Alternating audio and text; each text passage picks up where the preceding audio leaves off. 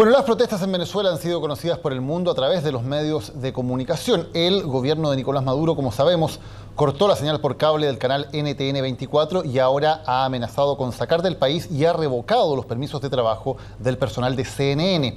Desde la oposición se reclama por la censura a los medios. Vamos a conversar al respecto con el columnista del diario El País, Héctor Chamis, quien nos acompaña hoy en el resumen ejecutivo de CNN Chile. Señor Chamis, ¿cómo está? Muy buenas noches. Tenemos algún problema con el audio que vamos a perfeccionar de inmediato. Señor Chamis, ¿podemos ver si ahora nos escucha correctamente? Ahí, ¿me escuchan? Perfecto, lo escuchamos muy bien. Hemos visto estas noticias. Primero, la semana pasada, la cadena NTN 24 fue sacada de la programación en Venezuela por orden directa del gobierno. Ahora se han revocado los permisos de trabajo del corresponsal y la presentadora de CNN en español. ¿Qué interpretación le da esto a usted? ¿Qué es lo que está buscando el gobierno con estas medidas? Bueno, el gobierno está escalando la retórica, no solamente la retórica, pero acompañando esta inestabilidad y acompañando la creciente represión, va con un escalamiento de la retórica y por supuesto con un argumento que ya es habitual en Venezuela y en algunos otros gobiernos de identificar a los medios de comunicación como autores de ciertas conspiraciones y el enemigo poderoso en las sombras que atenta contra la estabilidad y una serie de figuras metafóricas sobre el amor y otros. Y esto, bueno, ya estamos acostumbrados, ¿no? No es la primera vez, por cierto. El argumento del gobierno venezolano es que tiene la obligación de conservar la paz social, de conservar el orden y que la información de ciertos medios puede ser desestabilizadora o puede ser incluso incitadora de la violencia. ¿Qué le parece esa justificación? No, bueno, eso es una mentira canallesca. Era 2 noches atrás, me fui a dormir a las 2 de la mañana leyendo los tweets que los ciudadanos venezolanos mandaban con los videos tomados con el teléfono, tomados desde un departamento donde se veía primero la llegada de la Guardia Nacional o del Ejército, y luego la llegada de grupos ilegales de represión, llamados colectivos, llegados en motocicleta. Las fuerzas legales, digamos, no reprimían, pero las fuerzas ilegales, las fuerzas de choque, sí llegaban con pistolas afuera tirando y tirándole a la gente. Las mujeres gritando desde la ventana, váyanse, asesinos, criminales y demás. Los llantos, los gritos, las muertes.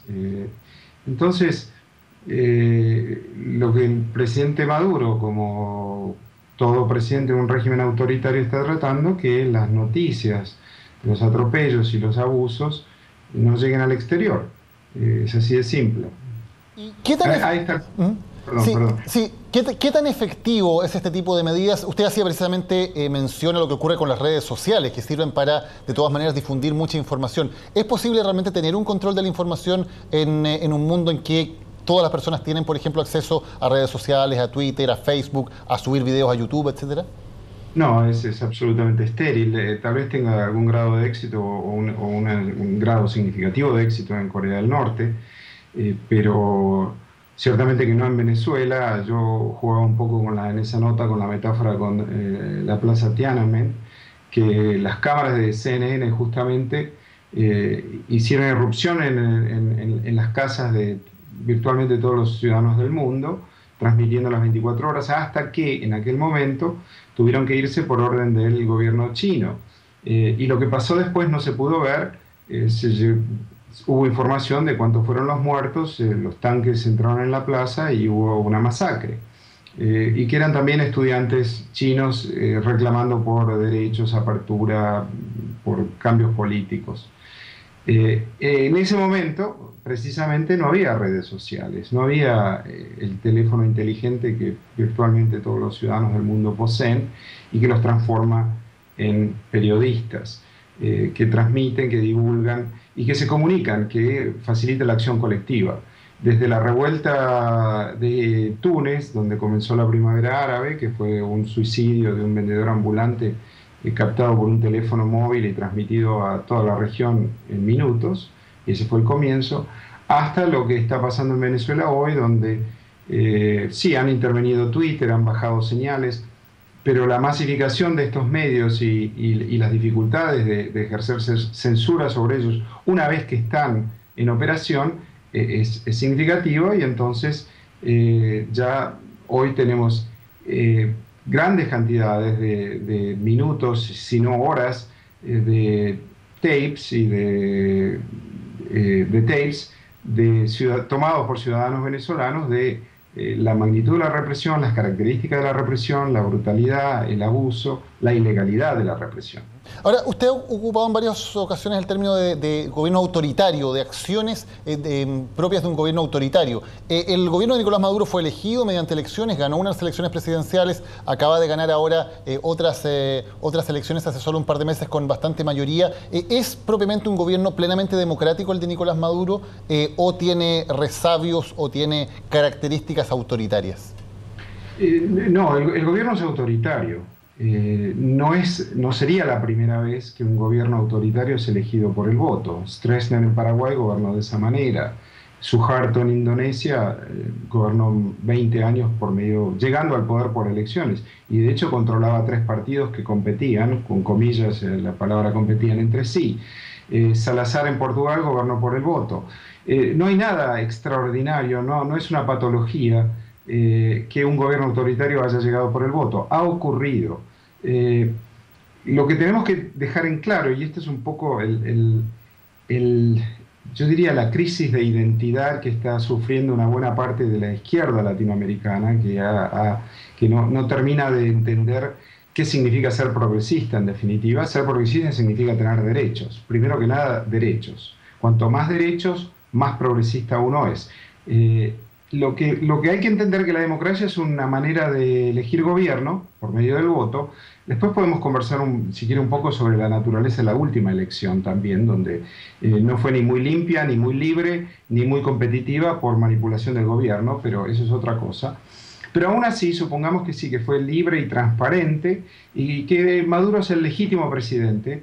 Bueno, ese es el primer paso de lo que significa un régimen democrático. El segundo paso es ejercer el poder de manera democrática, de acuerdo a derecho, de acuerdo a estipulaciones constitucionales. Si no hay constitución, no es una democracia. ¿Qué dice una constitución liberal, más o menos liberal? Y las constituciones tienen que ver con la tradición liberal, la tradición de pensamiento liberal. Lo que dicen es que algunos mecanismos institucionales deben estar para que el ejercicio del poder sea de manera democrática, es decir, que los individuos tengan protección, que las minorías tienen derechos, y las minorías usted las define como quiera, sea un partido en minoría, una etnia en minoría, una minoría lingüística o religiosa en minoría, pero esas minorías tienen derechos para que ese régimen sea democrático, y esos derechos deben ejercerse, deben protegerse, ejercerse y reforzarse. Y en esa parte, lo que ha habido es una sistemática violación de un número importantísimo de derechos constitucionales, separación de poderes, pesos y contrapesos, independencia del Poder Judicial, libertades de prensa y de expresión, que en Venezuela no están vigentes, y no están vigentes desde hace mucho tiempo.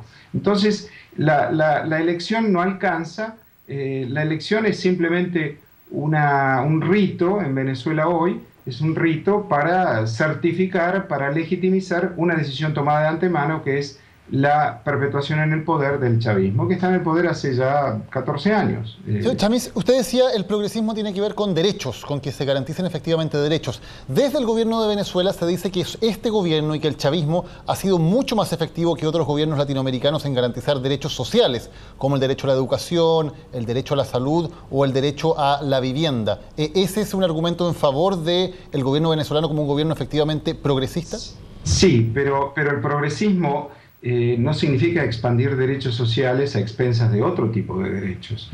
Y las otras esferas de derechos que constituyen la ciudadanía democrática han sido afectadas y han sido encogidas, si se quiere. Derechos civiles, derechos a la libertad de expresión, derechos de los individuos de tener un debido proceso, que no los tienen. En las democracias también ejercen la fuerza, pero la ejercen de manera legal, de acuerdo a derecho, de acuerdo a mecanismos que no son decisión exclusiva y no son decisión que le competa al Ejecutivo, además, el despliegue de las fuerzas, de los mecanismos de fuerza.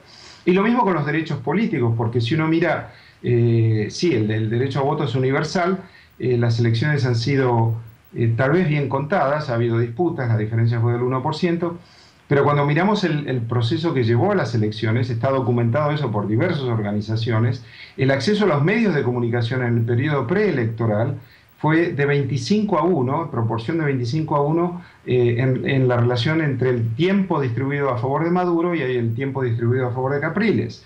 Entonces, bueno, ahí los derechos políticos de la oposición han sido mancillados, claramente, si esas investigaciones son fehacientes. Pero claro, por supuesto, en el discurso, en la retórica de Maduro, del presidente Maduro, eso es falso. Bueno, son organizaciones independientes, el Comité para la Protección de Periodistas y muchas otras organizaciones, ONGs, que se dedican a esas cosas y lo han documentado con bastante precisión. Bueno, señor Chamiz, en todo esto, ¿cuál es el rol que ha tenido y cuál es el rol que debería tener la Organización de Estados Americanos, la OEA? ¿Qué responsabilidad le asigna a usted en cuanto al rol que debería cumplir en esta situación?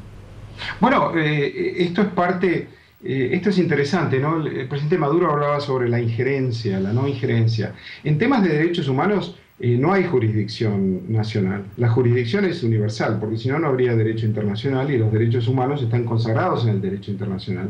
De eso se trata precisamente. Un juez español, cuando Pinochet estaba en Londres, invocó el derecho internacional y la jurisdicción internacional sobre derechos humanos para pedir el enjuiciamiento de Pinochet y usted se acuerda el conflicto generado legal y político en aquel entonces. Bueno, de eso se trata el Sistema Interamericano de Derechos Humanos, que en su momento llevó a la Comisión Interamericana de Derechos Humanos a la Argentina o a Chile bajo Videla y bajo Pinochet.